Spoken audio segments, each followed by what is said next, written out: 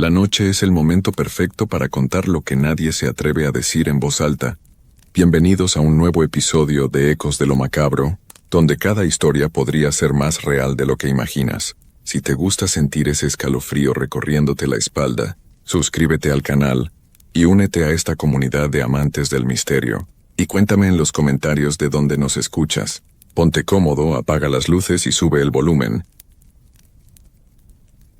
Mi nombre es David Hernández y llevo 15 años trabajando como reportero en el periódico local de la Ciudad de México. He escuchado miles de historias extrañas a lo largo de mi carrera, pero ninguna me ha marcado tanto como la que me contó mi compadre, Miguel Torres. Una noche de diciembre del año pasado, Miguel es policía desde hace 20 años, un hombre serio, de esos que no creen en fantasmas ni en cosas raras. Por eso me sorprendió tanto cuando me llamó esa noche, con la voz temblorosa, pidiendo que nos viéramos urgentemente. Me dijo que necesitaba contarle a alguien lo que le había pasado en su turno nocturno en la delegación Gustavo A. Madero, en el norte de la ciudad. Nos encontramos en una cafetería de la colonia Lindavista, cerca de su casa. Miguel llegó pálido, con ojeras profundas y las manos le temblaban mientras sostenía su taza de café. Nunca lo había visto así. Me miró directo a los ojos y me dijo: «David, lo que te voy a contar va a sonar muy loco, pero te juro por mis hijos que todo es cierto». Comenzó su relato de esta manera. Todo empezó hace 3 semanas, cuando me asignaron las rondas nocturnas en la zona industrial de Vallejo. Ya sabes cómo es esa área por las noches, vacía, silenciosa, con esas fábricas enormes que parecen fantasmas. Al principio todo era normal. Checaba las naves industriales, revisaba que no hubiera problemas, lo de siempre. Pero la tercera noche noté algo extraño. Eran como las 2 de la madrugada cuando vi una luz encendida en el segundo piso de una fábrica textil que llevaba cerrada más de 5 años. La empresa quebró y el lugar estaba abandonado desde entonces. Pensé que podían ser ladrones, así que me bajé de la patrulla para investigar. El edificio estaba rodeado por una cerca de alambre con candados oxidados. Las ventanas del primer piso tenían tablas clavadas y grafitis por todos lados. Pero esa luz del segundo piso seguía ahí, como una bombilla normal, iluminando una ventana sucia. Grité que era la policía, pero nadie respondió. La luz se mantuvo encendida otros 10 minutos, y luego se apagó de golpe. Al día siguiente fui a hablar con el vigilante del complejo industrial, don Esteban, un señor mayor que conoce toda la zona como la palma de su mano. Le pregunté sobre la fábrica textil, y su cara cambió completamente. Me contó que desde que cerraron, varios vigilantes habían reportado luces extrañas, pero que nunca encontraban a nadie adentro. También me dijo algo que me puso los pelos de punta. Hace 2 años, un trabajador de limpieza desapareció cerca de esa fábrica. Lo encontraron 3 días después en un terreno baldío. Muy confundido, sin recordar qué había pasado. Esa información debería haberme tranquilizado, pero me generó más curiosidad. Decidí investigar por mi cuenta. Durante mi turno siguiente, aparqué la patrulla a media cuadra de distancia y esperé. No pasó nada hasta las 3 de la madrugada, cuando volvió a encenderse esa maldita luz. Esta vez decidí acercarme más. Caminé hasta la cerca y encontré un agujero en el alambre que parecía reciente. El metal estaba doblado hacia adentro, como si alguien hubiera entrado por ahí. Saqué mi linterna y mi radio. Reporté mi ubicación a la central y entré al predio. El patio de la fábrica estaba lleno de maleza y basura.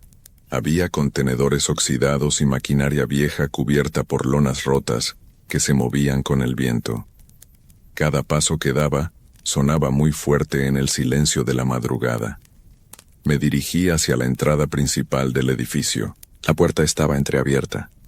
Eso me extrañó porque don Esteban me había asegurado que todo estaba bien cerrado. Empujé la puerta lentamente y entré.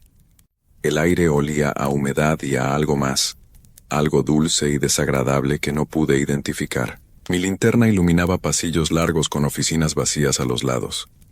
Los vidrios de las puertas estaban rotos y había papeles viejos esparcidos por el suelo.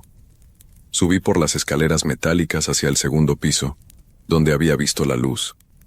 Cada escalón hacía un ruido terrible que se repetía como eco en todo el edificio. Llegué al segundo piso y busqué la oficina que correspondía a la ventana iluminada.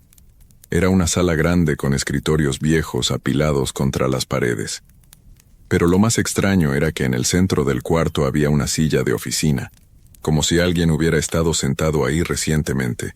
Y sobre el escritorio más cercano había una lámpara de mesa enchufada a una extensión que iba hasta una toma de corriente en la pared. Me acerqué a revisar y la lámpara estaba caliente, como si hubiera estado encendida hace poco. Pero no había nadie en toda la oficina. Revisé cada rincón, cada armario, debajo de los escritorios. Nada. Era imposible que alguien hubiera salido sin que yo lo viera, porque había una sola escalera y yo venía subiendo por ahí. Decidí revisar el resto del segundo piso. Había más oficinas, todas vacías, y al final del pasillo, una puerta que daba a lo que parecía ser la sala de juntas principal. Cuando la abrí, sentí una corriente de aire frío que me dio escalofríos. La sala tenía una mesa larga de madera y sillas alrededor, todo cubierto de polvo, excepto una silla al final de la mesa que estaba limpia. Y entonces escuché algo que me heló la sangre. Pasos en el primer piso. Miguel hizo una pausa para tomar café y continuó con la voz más baja. Los pasos eran lentos, como si alguien caminara con cuidado tratando de no hacer ruido. Pero en ese silencio absoluto, cada pisada se escuchaba claramente. Apagué mi linterna inmediatamente y me quedé inmóvil junto a la mesa de juntas. Mi corazón latía tan fuerte que pensé que quien estuviera abajo podría escucharlo. Los pasos se acercaban a las escaleras. Saqué mi radio y traté de llamar a la central, pero no había señal. Algo estaba bloqueando las comunicaciones. Decidí esconderme detrás de la mesa y esperar a ver qué pasaba. Escuché cómo alguien subía por las escaleras metálicas, pero de manera extraña. No era el sonido normal de alguien subiendo escalones. Era como si arrastraran algo pesado, o como si tuvieran dificultad para caminar. El sonido era irregular. Paso, pausa larga, paso, pausa larga. Tardó casi 10 minutos en llegar al segundo piso. Cuando finalmente escuché los pasos en el pasillo, encendí mi linterna y grité, ¡Alto! ¡Policía! Pero no hubo respuesta. Los pasos se detuvieron completamente. Salí de mi escondite con la linterna en alto y revisé todo el pasillo. No había nadie. Revisé cada oficina nuevamente, cada rincón, cada lugar donde alguien pudiera esconderse. Nada. Era como si la persona hubiera desaparecido en el aire. Decidí bajar al primer piso para revisar. Cuando llegué abajo noté algo que me puso muy nervioso. Había huellas en el polvo del suelo. Huellas de zapatos que llevaban del lugar donde yo había entrado hasta las escaleras. Pero lo más extraño era que las huellas solo iban en una dirección, hacia las escaleras. No había huellas de regreso. Seguí las huellas hasta que terminaron exactamente al pie de las escaleras, como si la persona hubiera desaparecido justo ahí. Revisé todo el primer piso 3 veces más. Todas las salidas estaban cerradas desde adentro, y yo tenía vista a la única entrada por donde había llegado. Decidí salir de la fábrica.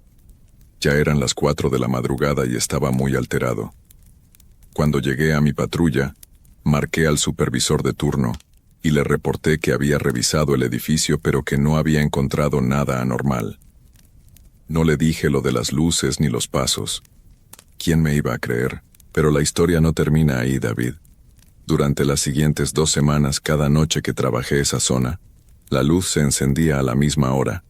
Algunas veces me armaba de valor para entrar. Otras veces solo observaba desde la patrulla. Siempre pasaba lo mismo. Encontraba evidencia de que alguien había estado ahí, pero nunca veía a nadie. Una noche, hace exactamente 1 semana, decidí quedarme dentro del edificio toda la madrugada. Entré a las 11 de la noche y me escondí en una oficina del primer piso desde donde podía ver las escaleras. Quería descubrir quién o qué estaba causando todo esto. A las 2 en punto, la luz del segundo piso se encendió. Esta vez no subí inmediatamente. Me quedé esperando. A las 3:30 escuché los pasos bajando por las escaleras. Mi linterna estaba apagada, y yo estaba completamente oculto detrás de un escritorio.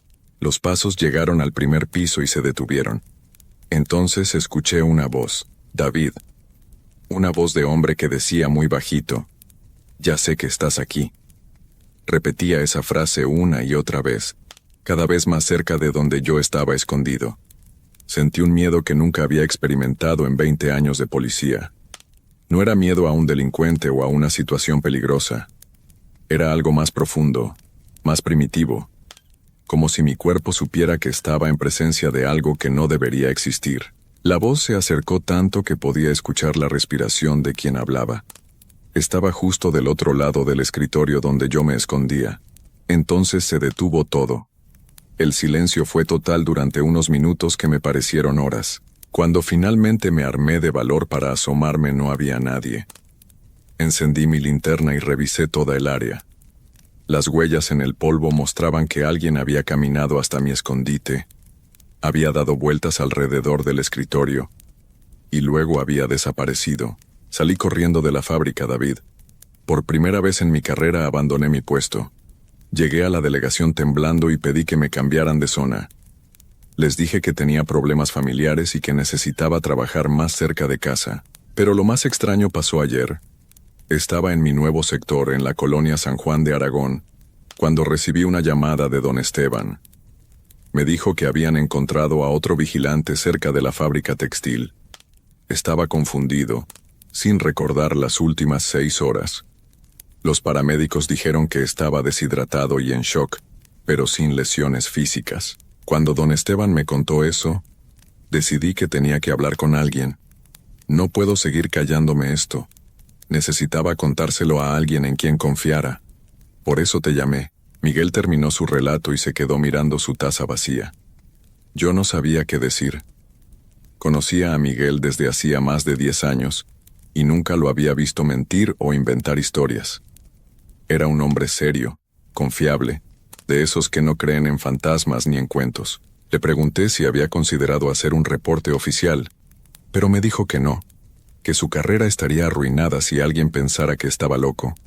Me pidió que si alguna vez escribía sobre esto, cambiara los nombres y los lugares. Esa noche, después de despedirme de Miguel, no pude dormir. Su historia me había afectado más de lo que quería admitir.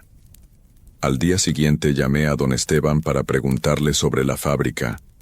Me confirmó todo lo que Miguel me había contado sobre las luces y los vigilantes que habían aparecido confundidos. También me contó algo que Miguel no sabía. La fábrica textil cerró después de que 3 empleados desaparecieran misteriosamente durante turnos nocturnos. Los encontraron días después en diferentes partes de la ciudad, todos con la misma condición, confundidos, deshidratados, sin recordar qué había pasado. Han pasado 6 meses desde que Miguel me contó su historia. Él sigue trabajando como policía, pero en una zona completamente diferente. No hemos vuelto a hablar del tema, pero a veces, cuando nos vemos, noto que todavía tiene esa mirada de alguien que ha visto algo que no puede explicar. Yo decidí no investigar más sobre la fábrica. Algunas historias es mejor dejarlas sin resolver, pero cada vez que paso por el norte de la ciudad y veo esas naves industriales abandonadas, no puedo evitar preguntarme cuántos secretos guardan en sus paredes vacías. Y en las noches, cuando escucho pasos en mi apartamento y no hay nadie más en casa, recuerdo las palabras de Miguel. Ya sé que estás aquí. Y me pregunto si hay lugares en esta ciudad donde el pasado nunca se va del todo, donde algunas presencias siguen esperando a alguien que las encuentre. Me llamo José Luis Hernández, tengo 58 años y soy de Monterrey, Nuevo León. Después de 35 años trabajando como policía en diferentes municipios del estado, decidí retirarme el año pasado. Pensé que por fin podría descansar, pero hay cosas que uno nunca puede dejar atrás, sin importar cuánto lo intente. Todo comenzó 3 meses después de mi retiro, cuando mi esposa Carmen me sugirió que buscara algo que hacer para no aburrirme tanto en casa. José Luis, ya no puedes quedarte viendo televisión todo el día, me decía mientras preparaba el café en nuestra pequeña cocina de la colonia Independencia. Tenía razón. Los días se me hacían eternos sin la rutina del trabajo. Fue entonces cuando mi compadre Ricardo, que también había sido policía conmigo en Guadalupe, me habló de un trabajo de vigilante nocturno en una empresa de limpieza. Es tranquilo, José Luis. Solo tienes que cuidar que no se metan a robar. Y el pago está bien para lo fácil que es, me dijo una tarde mientras tomábamos cerveza en su patio. La empresa se llamaba Servicios de Limpieza del Norte y estaba ubicada en una zona industrial cerca de Apodaca. El dueño, don Ramiro Sánchez, era un hombre mayor que me cayó bien desde el primer momento. Me explicó que necesitaba a alguien de confianza para cuidar las bodegas durante la noche, especialmente los fines de semana cuando no había nadie más. Mire, don José Luis, me dijo mientras me mostraba las instalaciones. Aquí guardamos todos los productos de limpieza, las máquinas industriales y los camiones. Lo único que necesito es que esté aquí de 10 de la noche a 6 de la mañana. Puede traer su televisión portátil, sus revistas, lo que guste. Solo necesito que esté alerta por si algo pasa. El lugar era grande pero sencillo. 3 bodegas conectadas entre sí, una oficina pequeña donde podía quedarme, y un patio amplio donde estacionaban los camiones de la empresa. Al principio todo me pareció normal. Durante mis primeras 2 semanas, no pasó nada fuera de lo común.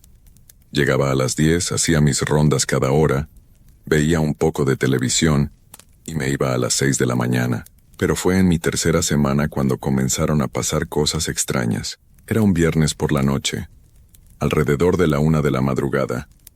Estaba en la oficina viendo las noticias cuando escuché un ruido que venía de la bodega principal. No era un ruido fuerte, más bien como si alguien estuviera arrastrando algo pesado por el suelo.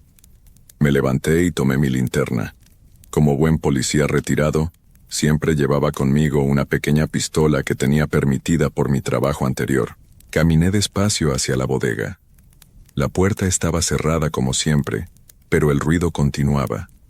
Era constante, como si arrastraran una caja grande de un lado a otro. Me acerqué a la puerta y puse la oreja. El sonido se detuvo de inmediato, como si quien estuviera adentro hubiera notado mi presencia. Abrí la puerta con cuidado y encendí las luces. Todo estaba en su lugar. Las cajas de productos estaban ordenadas como siempre, las máquinas limpiadoras estaban en su sitio, y no había señales de que alguien hubiera estado ahí. Revisé cada rincón de la bodega, pero no encontré nada fuera de lugar. Regresé a la oficina pensando que tal vez había sido mi imaginación. Después de tantos años como policía, uno se acostumbra a estar siempre alerta, y a veces eso hace que escuches cosas que no están ahí. Pero no pude quitarme la sensación de que algo no estaba bien. El sábado siguiente, lo mismo. Esta vez el ruido venía de la segunda bodega, la que estaba hasta el fondo. Era como si alguien estuviera moviendo los tambores de productos químicos que guardaban ahí. Cuando fui a revisar, nuevamente todo estaba normal. Los tambores estaban en su lugar, ordenados en filas perfectas como los había dejado don Ramiro. La tercera vez que pasó, decidí quedarme despierto toda la noche para ver si podía descubrir qué causaba esos ruidos. Era un domingo, y generalmente los domingos eran más tranquilos.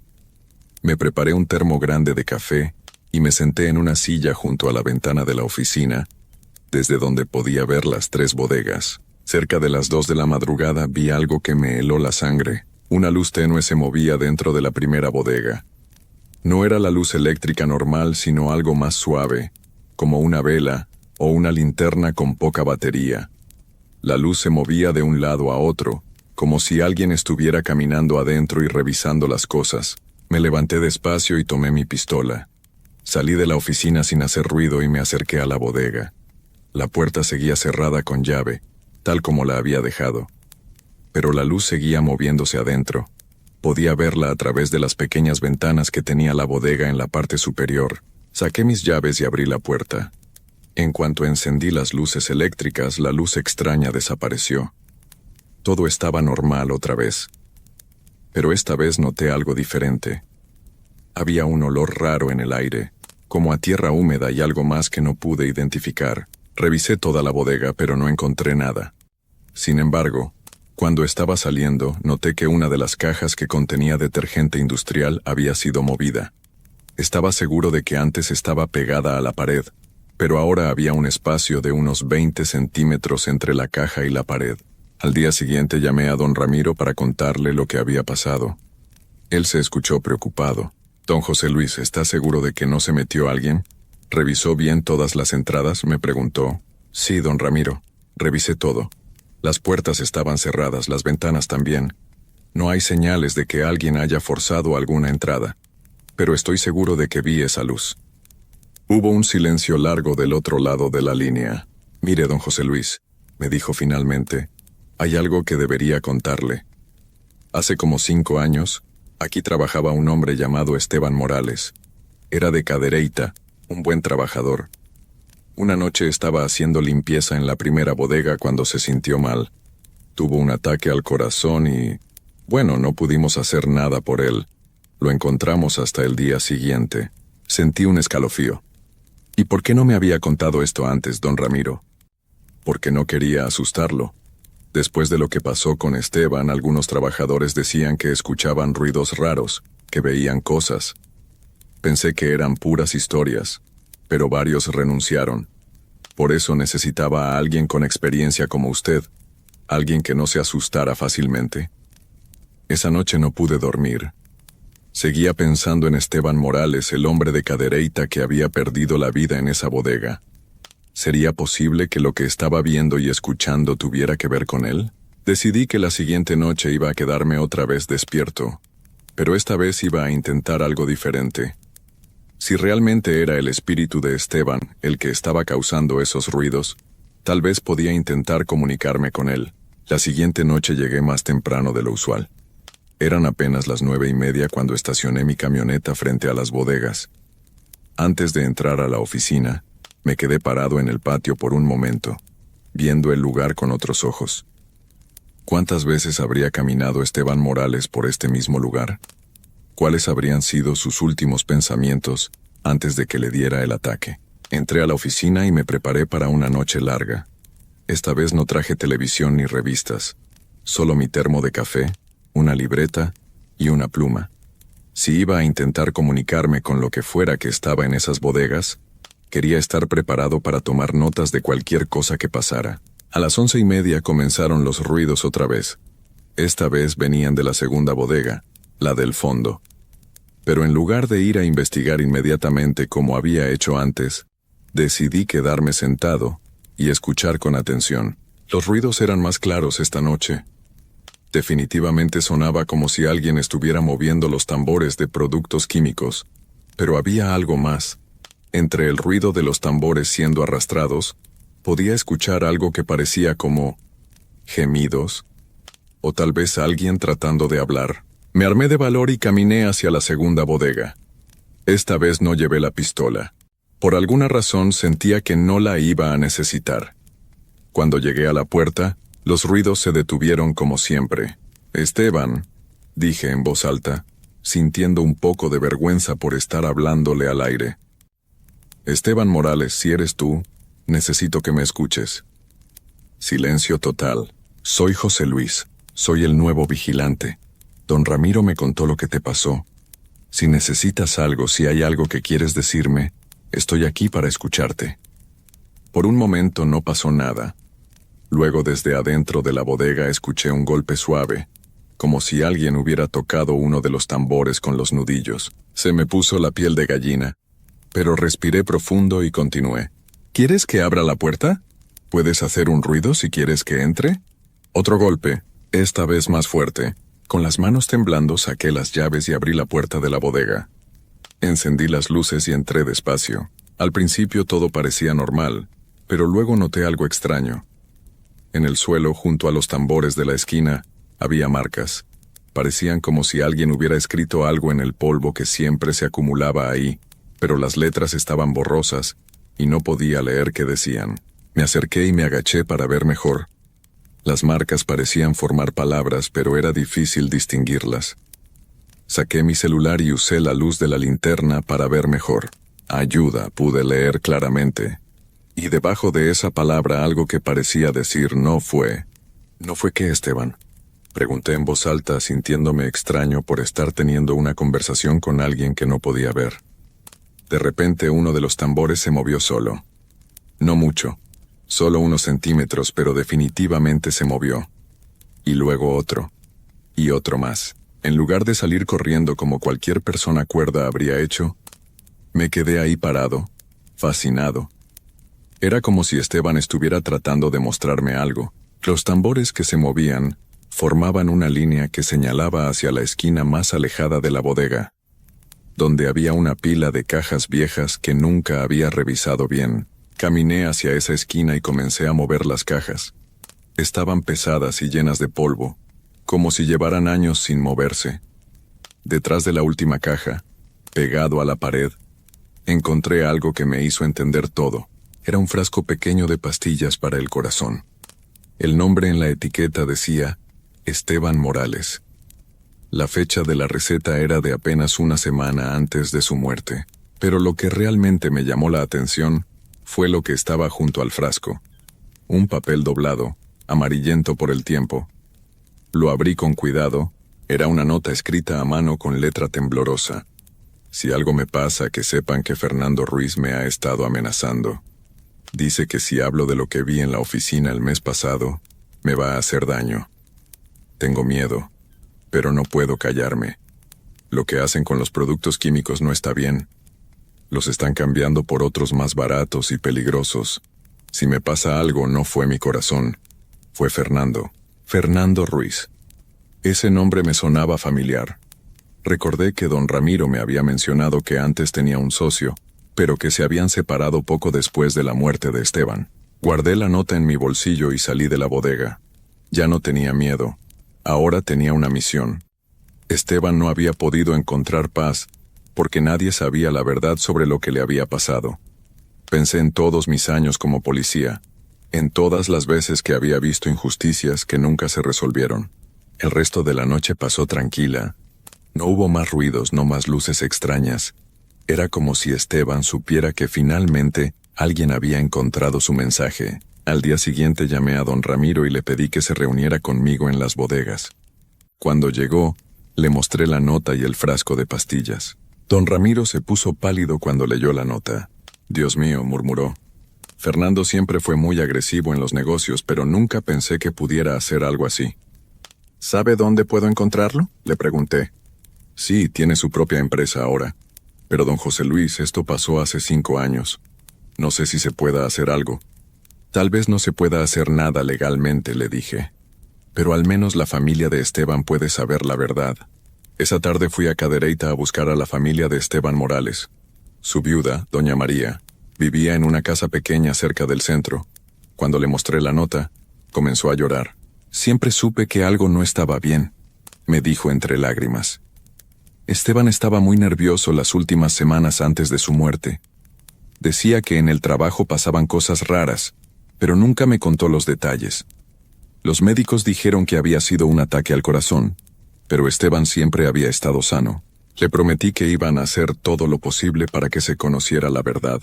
Al final, aunque no se pudo hacer nada legal contra Fernando Ruiz después de tantos años, la historia se supo en toda la zona industrial. Don Ramiro cerró cualquier trato que pudiera tener con la empresa de Fernando, y otros empresarios hicieron lo mismo cuando se enteraron de lo que había pasado. Lo más importante es que doña María finalmente tuvo respuestas sobre la muerte de su esposo. Y en cuanto a mí, seguí trabajando como vigilante en las bodegas por algunos meses más. Pero nunca volví a escuchar ruidos extraños o a ver luces misteriosas. Era como si Esteban Morales finalmente hubiera encontrado la paz que buscaba. A veces, cuando estoy solo en casa por las tardes, pienso en esa experiencia. Durante 35 años como policía creí que había visto todo, pero nunca había vivido algo como eso. Me enseñó que a veces los muertos no pueden descansar hasta que los vivos escuchan lo que tienen que decir. Y yo, José Luis Hernández, un policía retirado de Monterrey, tuve la oportunidad de darle voz a alguien que ya no podía hablar por sí mismo. Esa es una responsabilidad que nunca termina, sin importar si tienes placa o no.